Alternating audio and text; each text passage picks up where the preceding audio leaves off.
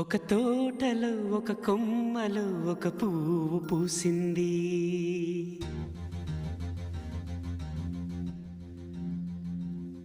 మహారాణిలా మహాలక్ష్మిలా ఆ పువ్వు నవ్వింది.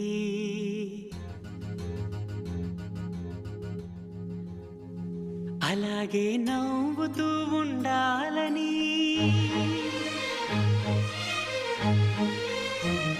అలాగే నవ్వుతూ ఉండాలని నింగి నేల వాగు వంక చెట్టు చేమ గువగూడు ఆశీర్వదించాయి.